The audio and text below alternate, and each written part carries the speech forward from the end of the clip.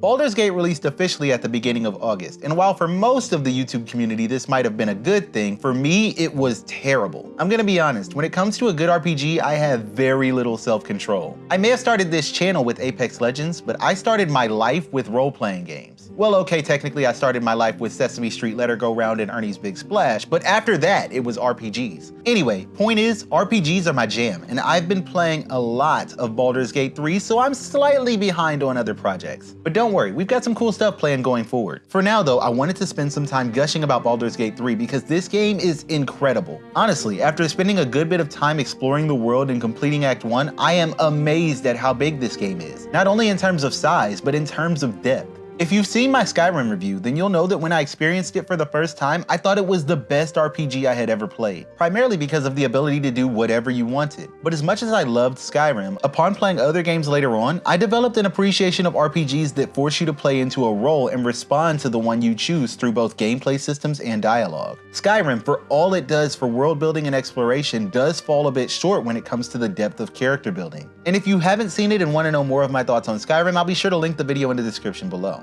When it comes to Baldur's Gate 3 though, Larian Studios followed the Dungeons & Dragons system. Now, I personally have never played Dungeons & Dragons because my friends aren't quite as cool as me, but I have watched a few Dungeons & Dragons playthroughs and I've played Neverwinter Nights, which was also built using D&D systems. And even though I played that game almost a full decade after it released, I was still impressed by the way you built your character and how your stats and character traits interacted with the story. Everything that game lacked in the visual department was made up for 50 times over with system mechanics. I honestly couldn't believe a game that deep was made back in 2002. For me at the time, it was like one of those text-based web browser RPGs had finally been given a visual form. Fast forward to the beginning of August 2023, and I am once again in disbelief that a game I'm playing can actually exist. Baldur's Gate 3 is massive, but despite going wide, the game still finds room to go deep. And this is surprising to me, because so many times when you hear about a game being in early access, the development fizzles out and the game disappears. But Larian really delivered when it came to Baldur's Gate 3. The game has a few quirks here and there that I might point out in another video eventually, but for now I want to focus on the part that immediately hooked me on this game and what I feel other RPGs could learn from the most: the character creation system. Because creating a character in Baldur's Gate 3 is one of the most satisfying experiences I've had in an RPG in a long time.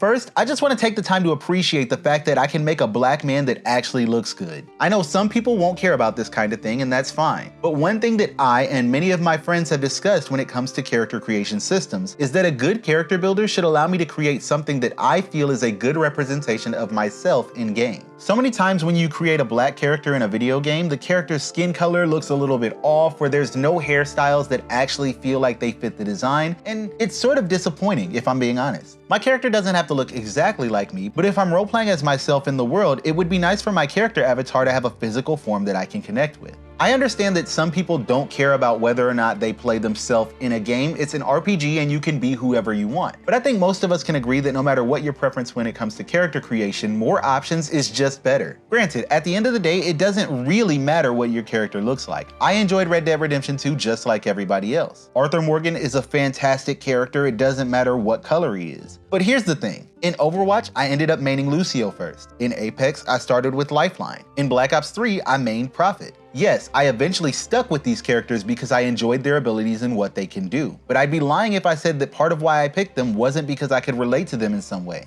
And we all do this to some extent, so it's nice when a game allows us to create something that we feel represents us. Interestingly enough, Baldur's Gate 3 doesn't have a face sculpting system like a Bethesda game, but it still provides plenty of tools to help you build a character that represents you. There are tons of hairstyles that fit a wide array of character backgrounds. You can change the age of your character, give them freckles, give them whatever genitalia you like. You can even build a character with varying levels of vitiligo. Larian took extra steps to make sure just about everyone can feel included by this character creation system. This might be a small detail, but it's a great way to make the game inviting to those who love RPGs but might not usually be interested in a game like this one. With that said, most character creation systems would consider this enough. You build your character, maybe give them a pretend background in your mind, and shove off into the world. The issue here being that all of the decisions you made at the character creation menu will only really matter when it comes to combat, or specific instances that might use your stats to determine which way to funnel you down a mostly linear path. But Baldur's Gate 3 takes it way deeper than that. Being based on Dungeons & Dragons 5th edition means that just about every decision you made when building your character can have a meaningful impact on pretty much every situation where that trait trait might be relevant. I'm going to avoid giving away many spoilers in this video because so much of this game is just about discovering the ways in which your character interacts with the world. But I will be spoiling a couple of moments from the tutorial section.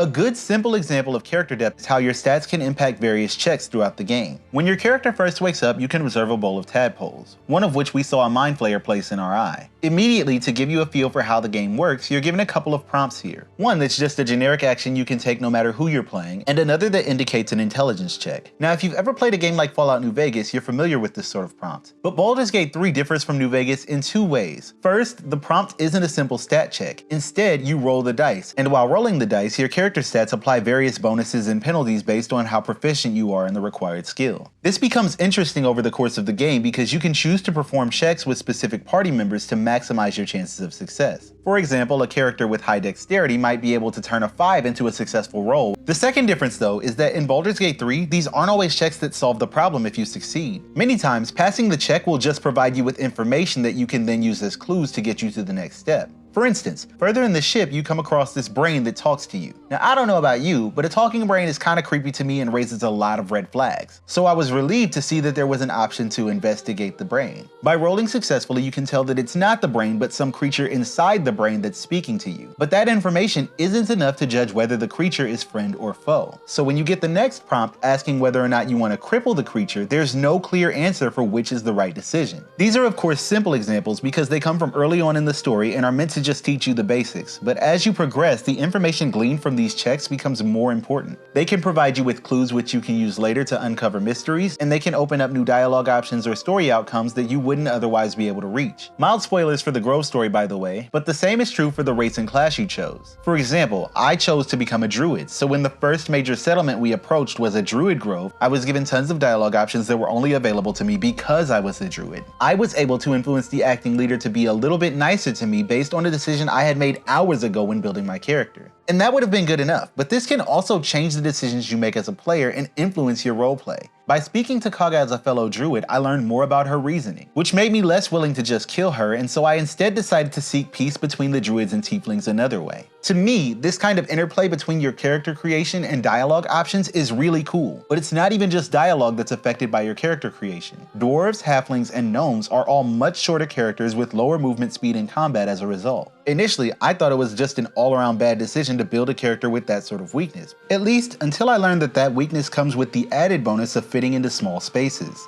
Early in the game, you come across this cave entrance that normal-sized characters complain is too small for them, which does make sense because it's a place where tiefling children hide. But if you're playing a shorter character, or if you're playing a character with the ability to disguise themselves as a shorter character, you can fit into this cave and access another branching story path. And I don't want to give away too many spoilers for this game, but let's just say my druid's ability to turn into a tiny cat also came in handy quite a bit. There are so many ways that your character build comes into play, and there are even changes you can make to your character throughout the course of the story that can impact your dialogue options and alliances to either get you in or out of troublesome situations. It's honestly impressive just how much this game responds to your choices. Like I said, so many times when you build a character in a mainstream RPG, you only see the impact of your build in combat or when you come up to a locked door. But Baldur's Gate 3 takes decision consequences to a level that makes even something like Dragon Age Inquisition look like a small game. I am beyond impressed, and I hope that more mainstream RPGs will spend less time focusing on how big and shiny the world is, and more on what actually matters, the role-playing.